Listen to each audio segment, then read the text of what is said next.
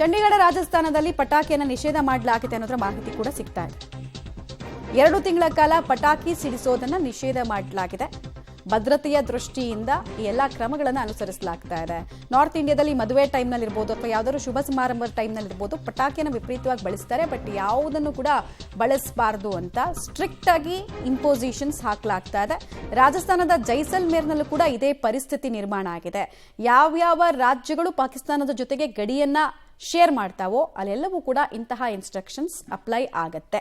ಭಾರತದ ಮಿಸೈಲ್ ದಾಳಿಗೆ ಪಾಕಿಸ್ತಾನ ಹೇಗೆ ಪತ್ರಗುಡ್ತಾ ಇದೆ? ಸರಣಿ ದಾಳಿಗೆ ಪಾಕಿಸ್ತಾನ ವಿಲವಿಲ ಅನ್ನೋ ರೀತಿಯಲ್ಲಿ ಆಗಿದೆ. ಹರಿಯಾಣದಲ್ಲಿ ಇವತ್ತು ರಾತ್ರಿ ಇಡೀ ಬ್ಲಾಕ್ ಔಟ್ ಇರುತ್ತೆ ಅನ್ನೋದ್ರ ಮಾಹಿತಿ. ರಾತ್ರಿ 8ರಿಂದ ಬೆಳಗ್ಗೆ 6 ಗಂಟೆ ತನಕ ಬ್ಲಾಕ್ ಔಟ್ ಡ್ರಿಲ್ ಅನ್ನ ಮಾಡಲಾಗುತ್ತೆ ಅನ್ನೋದ್ರ ಮಾಹಿತಿ ಸಿಗ್ತಾ ಇದೆ. ಅಂಬಾಲಾ ವಾಯುನೆಲೆಯನ್ನ ಪಾಕಿಸ್ತಾನ ಟಾರ್ಗೆಟ್ ಮಾಡಿರೋದ್ರಿಂದ ಗುಪ್ತಚರ ಇಲಾಖೆ ಮಾಹಿತಿ ಮೇರೆಗೆ ಈ ಹೆಜ್ಜೆಯನ್ನ ಅನುಸರಿಸಲಾಗ್ತಾ ಇದೆ. ಮುನ್ನೆಚ್ಚರಿಕೆ ಕ್ರಮವಾಗಿ ಮನೆಯಿಂದ ಹೊರಗಡೆ ಬಾರದೇ ಇರುವಂತೆ ಸೂಚನೆಯನ್ನು ಕೊಟ್ಟಿದ್ದಾರೆ. ಮನೆಯ ದೀಪಗಳನ್ನು ಆರಿಸೋದು, ವೆಹಿಕಲ್ಗಳಲ್ಲೂ ಕೂಡ ಲೈಟ್ಸ್ ಅನ್ನು ಆಫ್ ಮಾಡೋದು, ಬೇಸಿಕಲಿ ವೈರಿ ಪಡೆಗೆ ಯಾವುದೇ ಟಾರ್ಗೆಟ್ಗಳು ಗೊತ್ತಾಗದೇ ಇರೋ ರೀತಿಯಲ್ಲಿ ನಿಮ್ಮನ್ನು ನೀವು ಹೈಡ್ ಮಾಡ್ಕೊಳ್ಳಿ, ನಿಮ್ಮ ಕಟ್ಟಡಗಳನ್ನು ಕೂಡ ರಕ್ಷಿಸಿಕೊಳ್ಳಿ ಅಂತೆಲ್ಲ ಹೇಳ್ತಾ ಇದ್ದಾರೆ. 1971ನಲ್ಲೂ ಕೂಡ ಇದೇ ರೀತಿ ಬ್ಲ್ಯಾಕ್ ಔಟ್ ಅನ್ನು ಮಾಡಲಾಗಿತ್ತು. ಇಷ್ಟು ದಿನ ಡ್ರಿಲ್ ಅಂತ ಇದ್ವಿ, ಈಗ ನೈಜವಾಗಿ ಸ್ಥಿತಿಗಳು ನಿರ್ಮಾಣ ಆಗ್ತಾ ಇದೆ. ಜಮ್ಮು ಕಾಶ್ಮೀರದಲ್ಲೂ ಕೂಡ ನಿನ್ನೆ ಬ್ಲ್ಯಾಕ್ ಔಟ್ ಆಗಿದ್ದನ್ನು ಗಮನಿಸಿದ್ವಿ.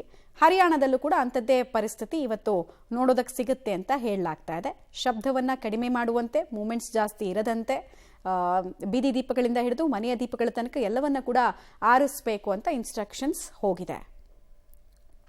ಒಂದೊಂದೇ ಹೆಜ್ಜೆಯನ್ನ ಭಾರತ ಸರ್ಕಾರ ಇಡ್ತಾ ಇದೆ. ಭಾರತದ ಏಟಿಗೆ ಪಾಕಿಸ್ತಾನ ಸುಸ್ತಾಗಿ ಹೋಯ್ತಾ? ಹಾಗಾದ್ರೆ ಈ ಪ್ರಶ್ನೆ ಇದೆ.